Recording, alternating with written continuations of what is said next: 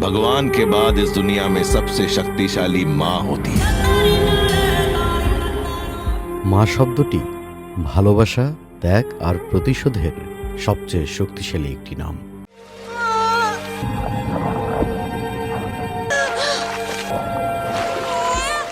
একজন মা যেমন সন্তানের জন্য নিজের জীবন বিলিয়ে দিতে পারেন, তেমনি সন্তানের ওপর অন্যায় হলে তিনি হয়ে উঠতে পারেন প্রতিবাদের আগুন কিংবা প্রতিশোধের প্রতীক। ইতিহাসের দিকে তাকালে দেখা যায় পৃথিবীর নানা প্রান্তে অসংখ্য মা সন্তানের জন্য অবিশ্বাস্য ত্যাগ স্বীকার করেছেন।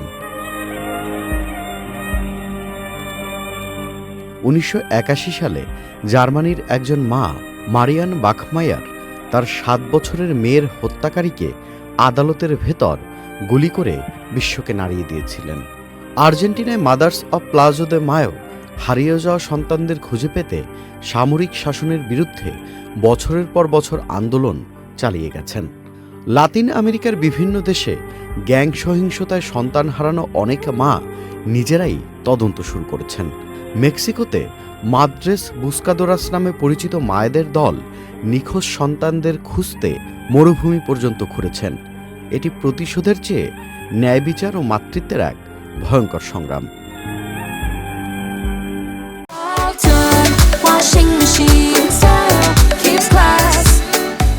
কিন্তু মাতৃত্বের এই শক্তির সবচেয়ে হৃদয় বিদারক, সবচেয়ে গৌরবময় উদাহরণ আমরা পেয়েছি আমাদের নিজেদের ইতিহাসে, বাংলাদেশের মুক্তিযুদ্ধে।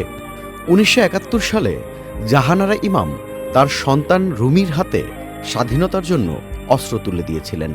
মা হিসেবে তিনি জানতেন এই পথে গেলে হয়তো ছেলে আর ফিরে আসবে না, তবুও তিনি থামেননি। তবে রুমি সত্যিই ফিরে আসেনি, কিন্তু একজন মা সেখানে থেমে যাননি। নিজের বুকের ভেতর শোককে ধারণ করে জাহানারা ইমাম হয়ে উঠেছিলেন জাতির কণ্ঠস্বর।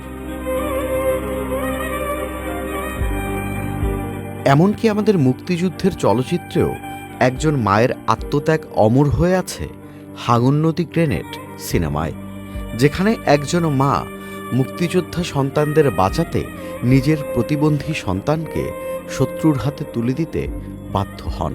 এই দৃশ্য দেখলে পরে আপনার গা শিউরে উঠতে বাধ্য।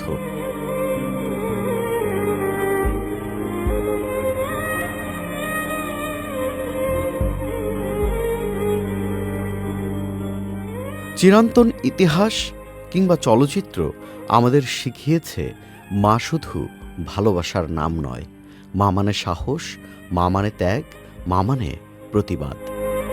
Tanvir Limon, channel I.